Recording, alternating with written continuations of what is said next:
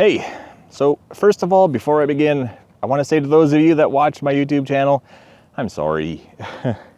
I know Subnautica, Awcraft Obsidian, even Ragecraft, these are things that need to be completed, and I'm going to complete them. I've just been very, very busy, crazy busy, and I know I say that a lot, but I just keep getting more and more busy.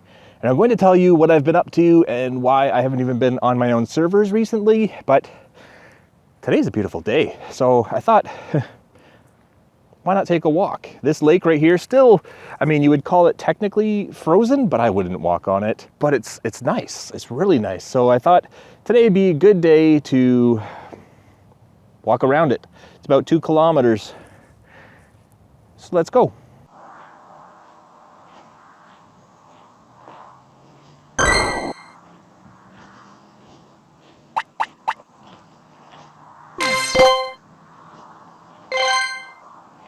The reason that I bring up the walk is, well, I mean, I like to go for a walk every day anyway, but this is really the very first nice day we've had this year.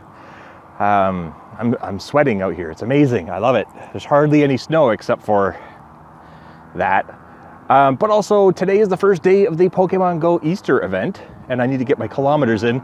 Actually, it would have been yesterday if you're watching this when the video goes up, but it was a few hours ago for me while I'm recording it.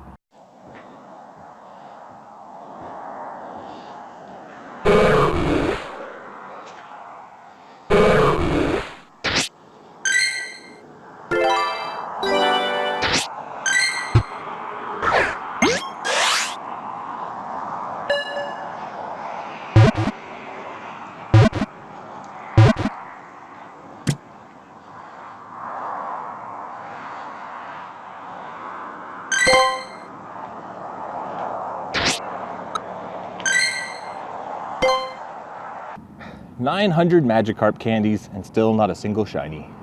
So I thought I would take this time while I'm doing the walk around to put some kilometers on my eggs, my Pokemon eggs, and also let you know a little bit about what happened last week and what's coming next week.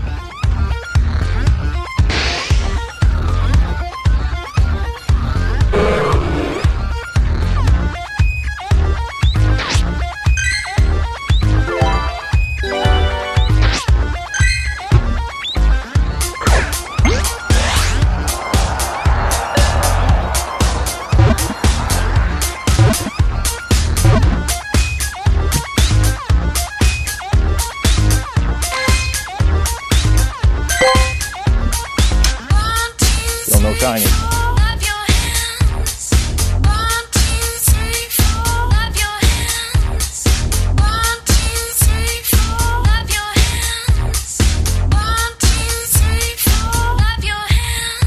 Last week I had my 24-hour autism awareness anti-bullying live stream from midnight to midnight, April 2nd. Crazy birds. It went really well, I feel. We had Doc M77 and Good Times with Scar visit. They talked to me on stream, as well as some others, False Symmetry and Circuitiyuki and some others who didn't talk, but they visited. Went to see people's bases and things. It was great. We also had Eonic from Sticky Piston hosting. We had Mesimo from Color Wars. If it sounds like I'm out of breath, it's because I'm wearing boots and walking in mud. That was a lot of fun. We had 2 different game shows and we invited kids from the server to come in and play from Awcraft. That was a first. I've done this for 4 years now. Well, only 2 that were 24-hour live streams, but I've been doing this for 4 years, and this is the first time we actually had the kids from the server participate, and you get to hear their voices. That was a big deal for me. That was really important. I think it went really well, and it was a lot of fun. Beyond that, we also had Azuma Void and Iskal and some others raid from their streams. They sent all their viewers over to my stream, so we got a big boost from that. And again, that was important too, because we got to tell them about the server, about the kids on the server, and what the stream was all about. And it seems like a little thing. When you do that, you know, just by them saying, let's raid AutismFather stream, they amplify that message about how kids with autism are just like any other kid. But they might need a little bit extra help because bullies will target them a little bit more. By getting their audience aware and sharing that, it means one less child will be bullied. And that's what it's all about.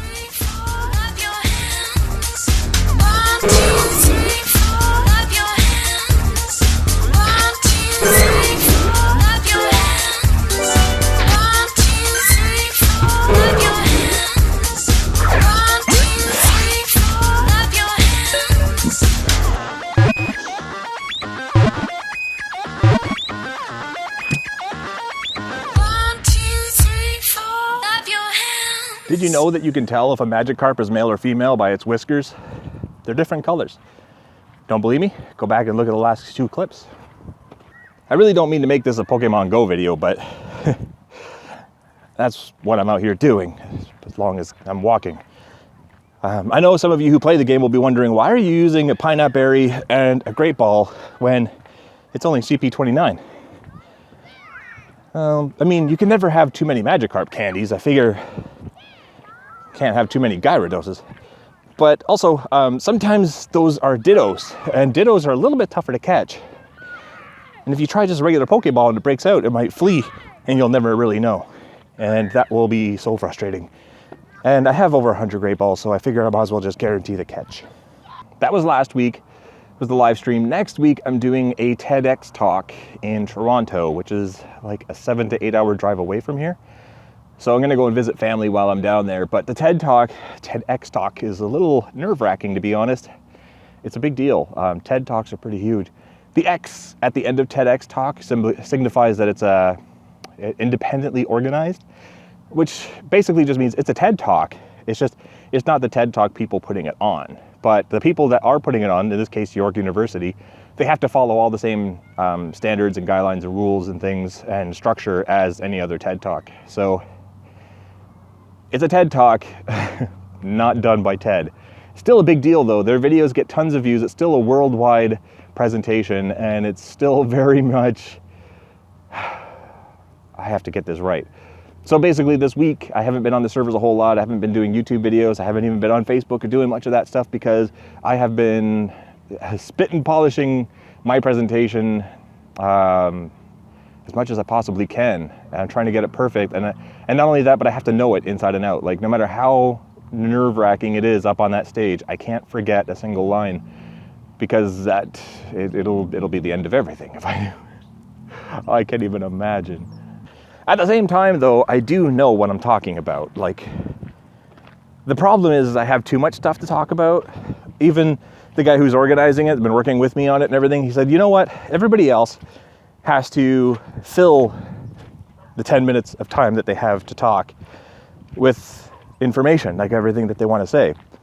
I have the unique situation of trying to cram 4 years worth of stuff that I want to say into a 10-minute talk. So I kind of, instead of having to fill the time like everybody else, I have to condense all the really, really important things I want to say into a 10-minute presentation and try not to leave anything out. I did forget to mention one other thing, actually.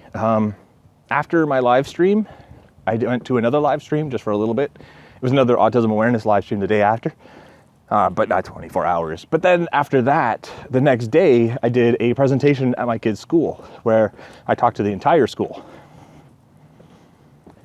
That talk went really, really well. All the teachers told me it was really great, which I'm sure they do for every speaker, but they also said that they've never seen all the children from junior kindergarten to the teachers